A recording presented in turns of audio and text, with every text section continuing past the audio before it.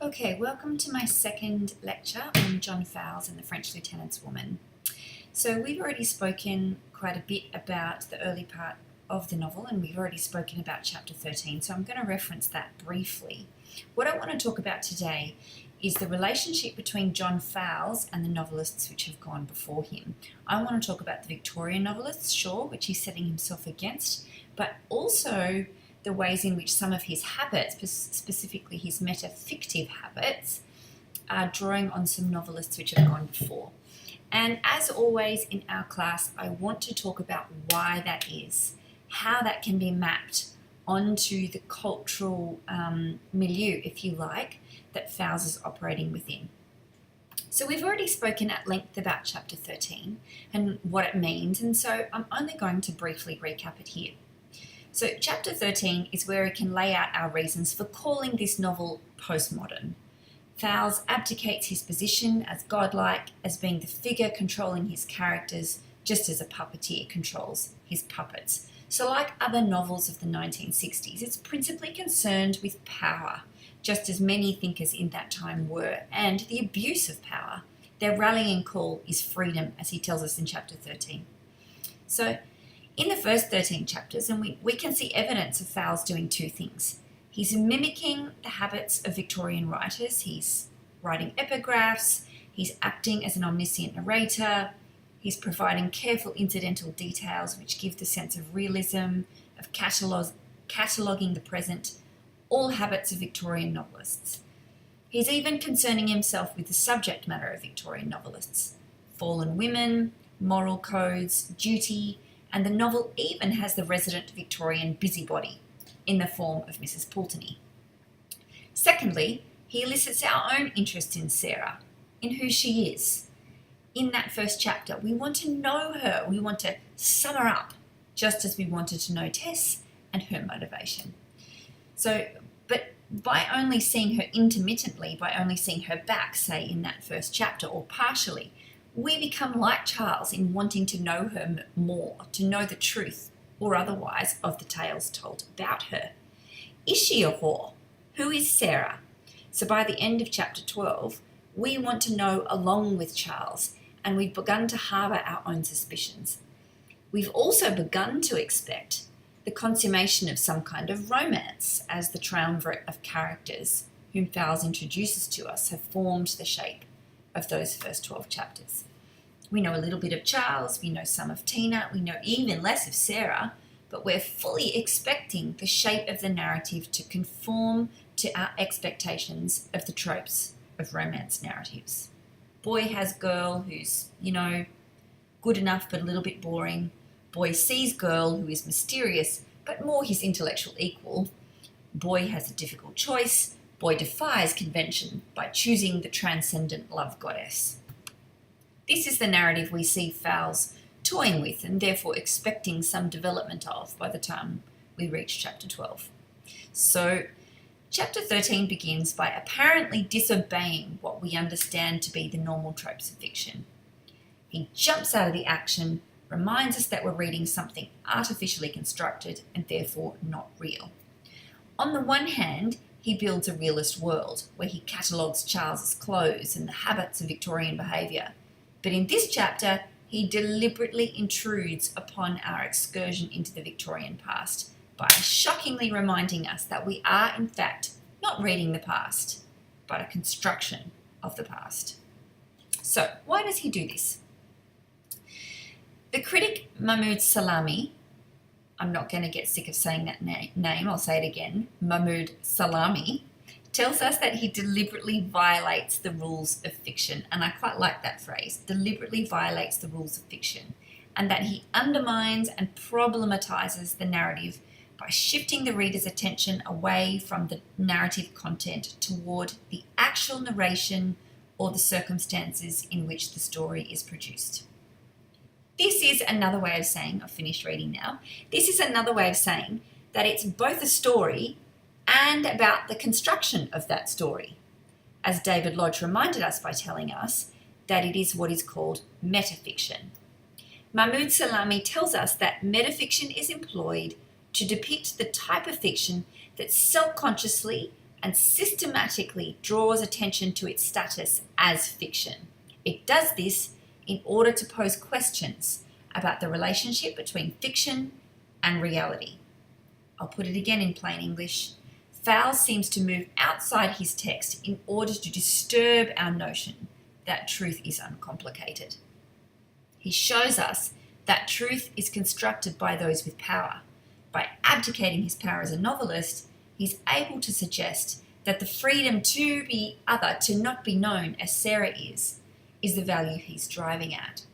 Also, by suggesting that everything is fiction, it does suggest that those constructions that we know as truth are in fact constructed by those with power. So, in contrast to Victorian values, which place emphasis on duty, as emphasised by Mrs. Pulteney, Fowles calls himself a child of the 1960s when he offers a rallying call to behave differently. When Fowles rejects duty in favour of freedom, remember his view in chapter 13 that the only God is freedom to offer freedom to others, he is behaving at one with those who protested the Vietnam War, who profoundly mistrusted authority for dropping atomic bombs on other nations in the name of democracy. He's behaving at one with those who prized freedom in civil rights movements, who claimed the freedom of women to define themselves apart from men, and the student movements of 1968, which claimed that any power structures at all were morally bankrupt. Fowles's abdication of authorial power is connected to his dislike of authority in general. Note the same root of that word, authorial and authority. So at this point, I'm going to pick up on another postmodern habit, that of intertextual referencing, to suggest that Fowles is drawing on another novelist with similar habits from a different time. I should just mention here that when postmodernists make a habit of intertextual referencing, the suggestion is that they're trying to, I suppose, mess with the borders around text to suggest that all texts are connected, and that way no text has power all by itself. So goes the theory. And we get that from Jacques Derrida. Anyway, so I'm going to talk here about an author that Fowles is referencing. For starters, I'm going to talk about his interest in Jane Austen. For starters, the novel Persuasion is set in Lyme Regis, where French Lieutenant's Woman is set. Secondly, the plot is centred around the love triangle, which is also the shape, as I've said, that Fowles is playing with.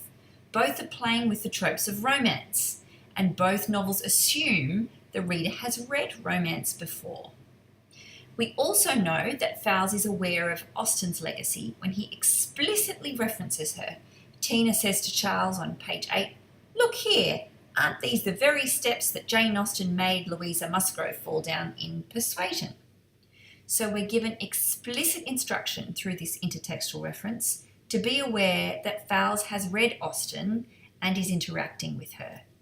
Without destroying anything to come, you should know that Fowles deliberately won't close his novel with a neat ending like we see in Tess, and that Austen toys with precisely the same thing at the end of Persuasion.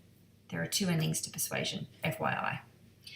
And finally, there's a very obvious borrowing of a mirror scene designed to induce us to laugh at a character for his self-consciousness, for his self-obsession. Persuasion opens with Anne's father, who's lost all his money and all Anne's inheritance on gambling and fancy clothes.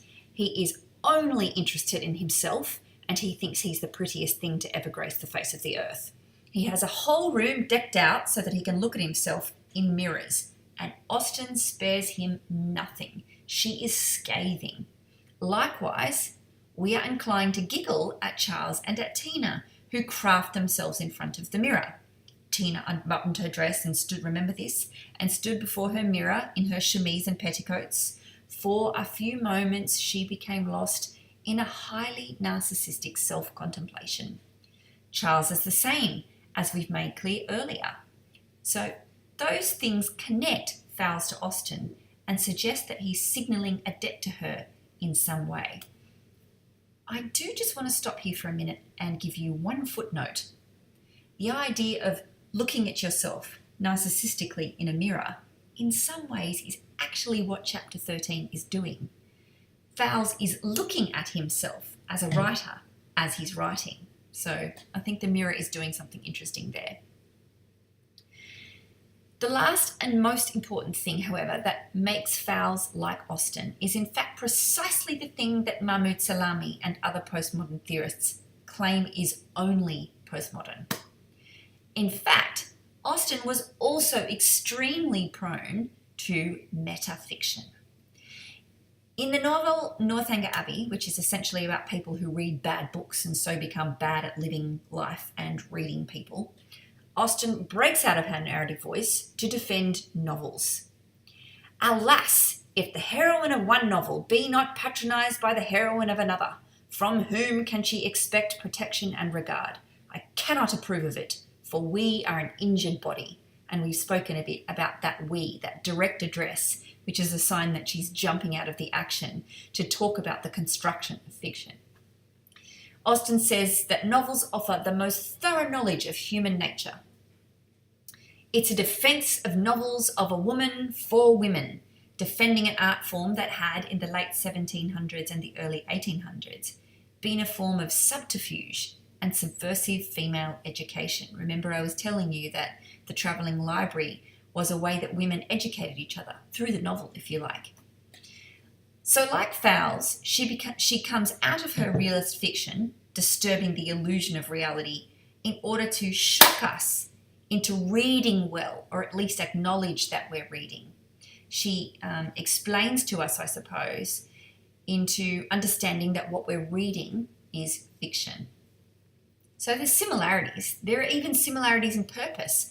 Both disturb reality in order to suggest the artificiality of what they're doing. Both invite us to sink into the story in the first instance, only to subvert lazy reading and ask us to be more conscious of ourselves as we read, of our responsibilities as readers. So my question then is, why Fowles would be so heavily drawing upon Jane Austen? I'm going to hazard a few guesses. Firstly, Austen pioneered the modern novel in many ways, and so Fowles is acknowledging his debt to her, both explicitly and implicitly. Secondly, and this is the most important bit, she writes before the Victorian period, which Fowles tells us he so despises.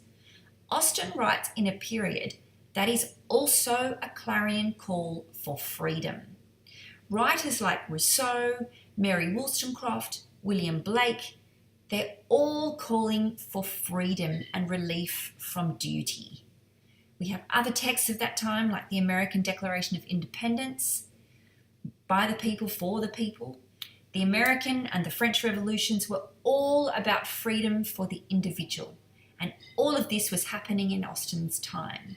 So actually, we get a very similar pulse in the history of both of those times, in the Regency and in the 1960s. Both of those periods were really about the freedom of the individual, and that's why perhaps we get similar habits in fiction. So really, Fowles' interest in her work in 1968 might have had to do with the fact that the values of his time accorded with the values of her time, with the Victorian period in between them. So, what have we learned? That Fowles' novel is metafiction, that metafiction is a postmodern habit, but it is not only practiced by postmodern writers, that if we investigate Fowles, we find a debt to Jane Austen, who is also habitually metafictive, that metafiction brings into question how power works, but also asks a lot of its reader. It asks the reader to be aware of our responsibilities and our partnership with the writer. And this habit has lots to do with the values of its time. Thanks for listening.